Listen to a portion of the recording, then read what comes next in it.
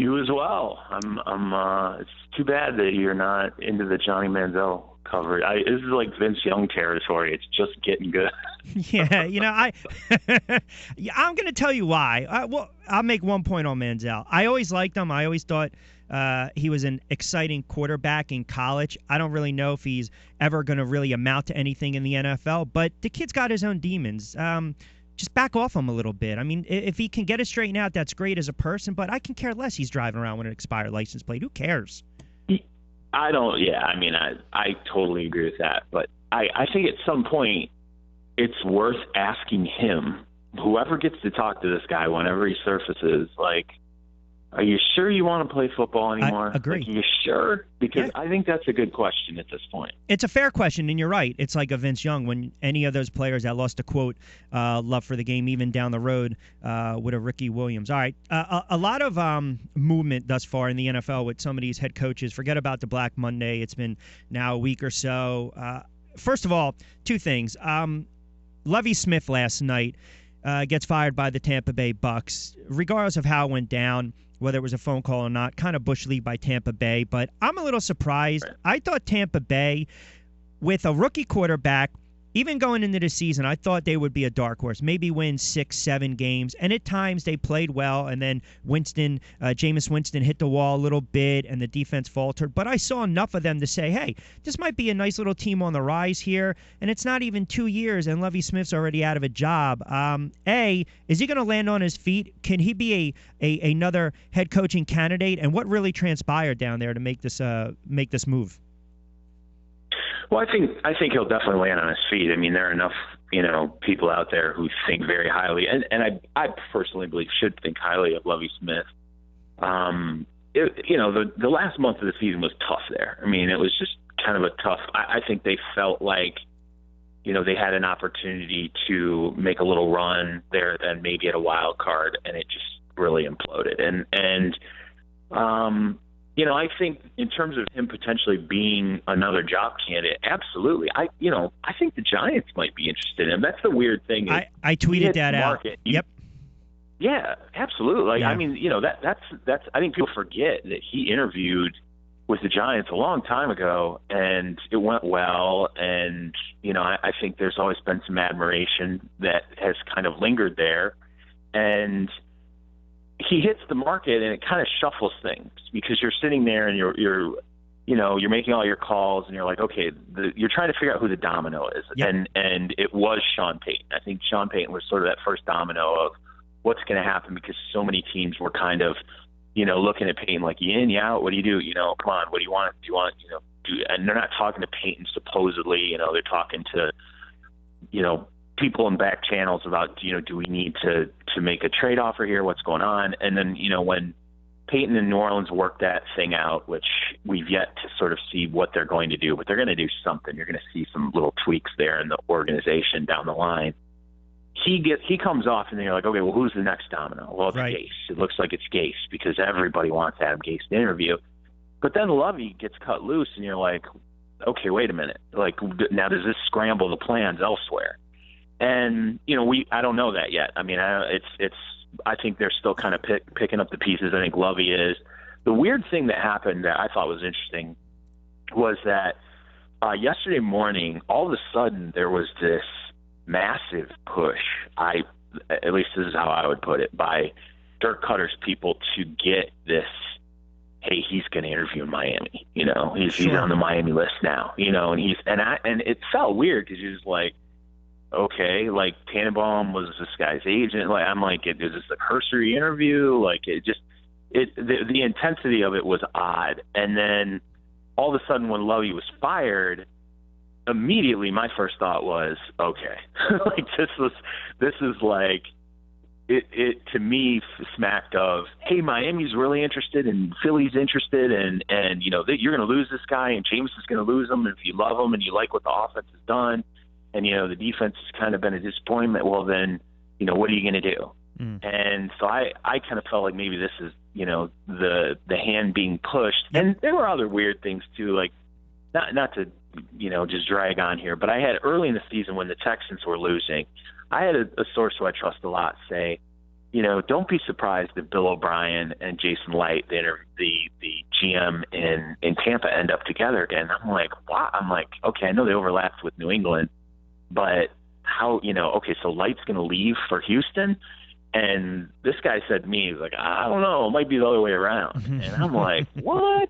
And so this whole, sometimes I think things play out behind the scenes that don't make a lot of sense to us, but because we're not in those buildings every day, we don't know how the relationships are always operating. We don't know that, hey, all of a sudden the offensive coordinator looks like the hot guy to the ownership.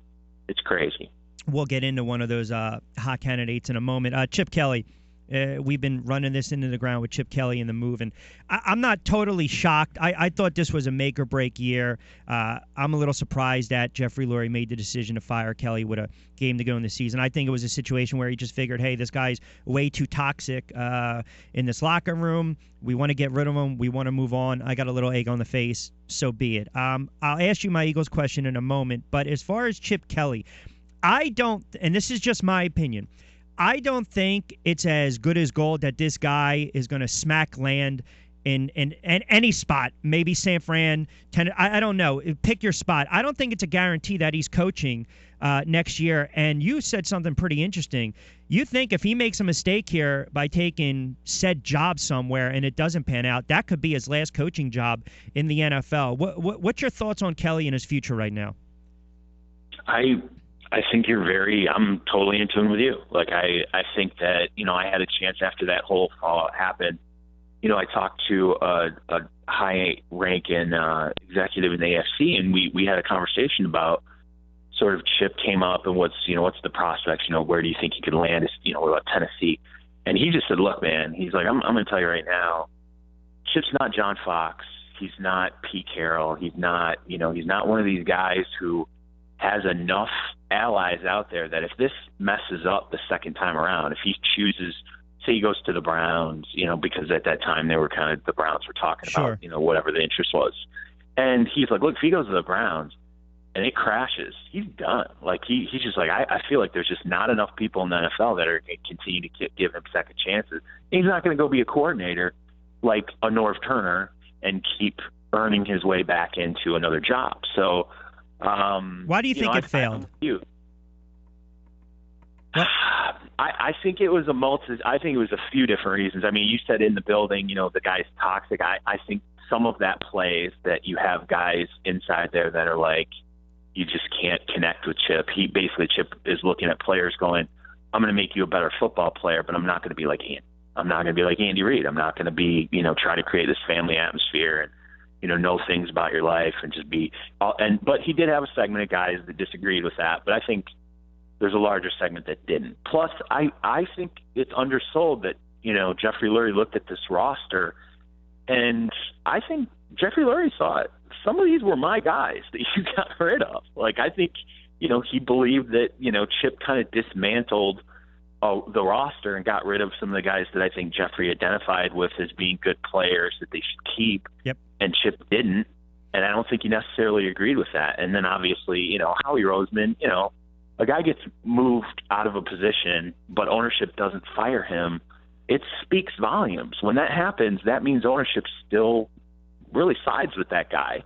So if Howie's looking at this and it's not working, and ownership's saying to Howie, what's the matter here? That's not necessarily a good thing for Chip. So I think there's a lot of different things. Yeah, I couldn't agree more. And again, Charles Robinson does a great job. NFL investigative reporter, covers the NFL for Yahoo Sports, joins us for a couple moments. Rich Quinones here. I think it was, I don't want to say set up to fail, but when he really started to gut the roster. And I also think this, when you get blown out at home, when you can't address the media, and I'm not saying in a professional fashion, but you still come off as ignorant and arrogant and too smart for the room, and people are leaving a game at home in the third quarter. I don't care what anyone tells me. I've covered games long enough over the years. The owner sees that. I don't care who the owner is. They see that, and they go back, and they're ticked off, and they're saying, wait a second. Is it the product? Is it the system? Is it the head coach? And now this guy's still coming off as arrogant. He's too smart for the room, especially by making, well, I'm not really the de facto GM comment. I think that was it. I think after that, Jeffrey Lurie said, you know what? See ya. I'll pay you off. Get out of here. Yeah, I don't disagree with any of that. And I think that, particularly, and I made the point. This is not a new story. We've seen guys who have that ego and arrogance. They overreach. Mike Holmgren had personnel power stripped from him at one point in his career. So, he's not the first, but the point is when you do that, when you make that move and you bump a guy out of a position and ownership kind of quote unquote,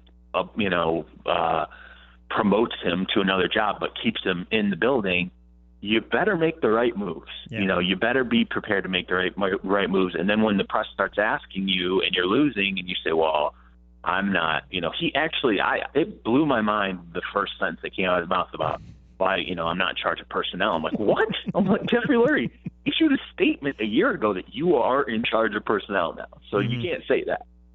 Who would be the, in your opinion, the best fit for this team? And doesn't, I still think, I'm a little shocked that with Carolina on the bye, they haven't even entertained the thought of McDermott. I think they have to go defense first and foremost. But, well, let me ask you this, kind of a two-pronged. Do you think a lot of this will have to do with the future of Sam Bradford, whether he stays or goes, or they tag him or they give him a contract extension? Because I go back to the chicken and the egg. I think you got to get the head coach in place first and foremost, figure out what kind of offense you're going to run if he brings in his own guy, or they stick with Shermer and then deal with Bradford. I think if you asked me where is the majority of work left ahead for the Eagles with what's there now, I do think it's offense, because I just think things are so screwed up there now, and not even knowing who your quarterback is. So many pieces have been swapped out that may not work anymore. Are you going to pay Riley Cooper $5.5 million next year? No, you can eat that money. No. Yeah, there's so many pieces that need to kind of. I think it's easier to retool that defense and get it, working again. Whereas I think the offense is going to take a heck of a lot more effort. Adam Gase. I personally now, I had a couple calls before you and I went on, and I'm starting to question whether this second interview with Adam Gase is really even happening. I can't get anybody to pin down an actual time or and it just seems weird to me. I almost wonder if the second Gase interview was something that was floated by his camp to kind of press Miami, hey, do you really want to let us out of here? There's this Philly thing hanging out there. We had an 8-hour interview. I think that Howie has a relationship with Doug Peterson. I think this is a guy who fits a lot of those boxes that Andy Reid fell into. And although from what I was told, he only called, 5 to 10% of the plays this year in Kansas City, I've had a lot of people tell me, look, he knows how to, call a game. He can do that. That's not a problem. So I think personally, it's just me, and I could be completely wrong because they're interviewing everybody under the sun. I think that Doug Peterson may be the guy, when this is all said and done. I'm a little surprised about McDermott, but I almost wonder if there's something else there that maybe, I don't know. It's weird to me why that hasn't been an easier connection than. This is me. This is me now. I think it's kind of the elephant in the room. Listen, McDermott, when he was hired as defensive coordinator and spent a lot of time with the Eagles, he didn't last because he was trying to fill the shoes of Jim Johnson. They pushed him out. So again, I hate to say it, but it starts to go back to Howie Roseman.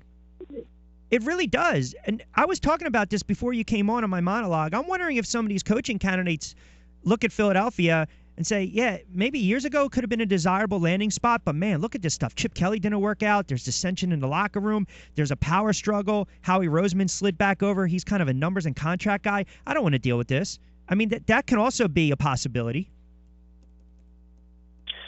Yeah,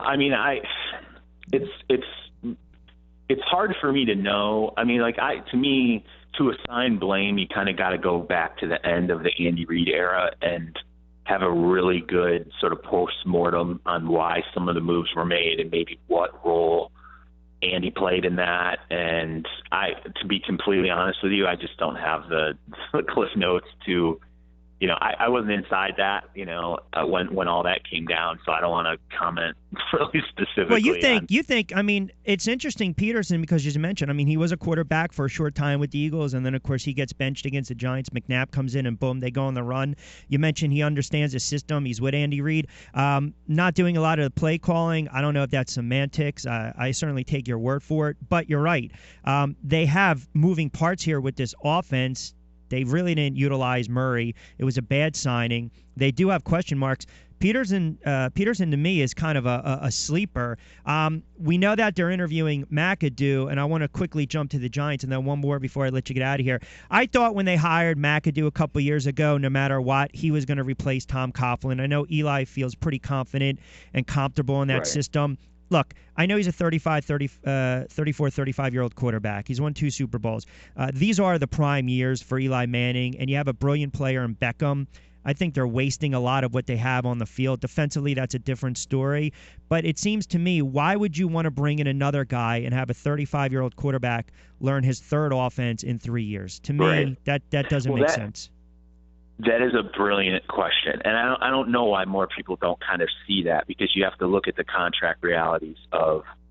And even though I know I said earlier, hey, Lovey was a guy they like, so I when I say that about Lovey, I want to make sure people understand that I think that's sort of like the dark horse in the mix. Now we don't know, really what's there, and let's be honest, of course he was there when that whole Lovey thing happened, and so you don't know if really in the building for sure there are guys going to bat for him. Now, when it comes to McAdoo, I'm with you 100% because, you look at Eli just signed, his contract extension, and the window is what the window is, and to bring in someone new who he may not even be comfortable with doesn't make a lot of sense. This is a lot more seamless to me, and as you said, I kind of thought the same thing. Okay, well, they're going to groom this guy. When Coughlin's ready to go, it just makes it a lot easier, and you don't have a bump in the road with Eli. So, but I also think he's a guy that is not known maybe outside of New York the way a lot of these other candidates are. So other people are like, who? Like Ben McAdoo. I've heard people call him Bob McAdoo. I mean, it's crazy. Don't worry. Some people tweeted that as he was a heck of a rebounder, so don't worry about it. Hey, got about 30 seconds before I let you get out of here. Appreciate the extended time as always. Peyton Manning I wasn't too shocked that they're going back to Peyton Manning. I just think when you have a Peyton Manning, you ride it out, you dive with your boots on with Peyton Manning. I want to ask you more or less Osweiler because he's a free agent. Is there going to be a command for this guy on the market? There will be because it's Osweiler, Bradford, Kirk Cousins, but Kirk Cousins is going to they're not letting him go. No. Really the only other guy out there is really Osweiler. So I don't think Denver's going to let him go.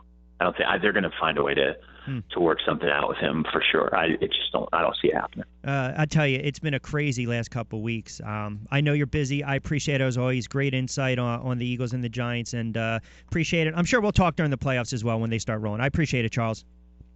Yeah, absolutely, 100%. Call me anytime.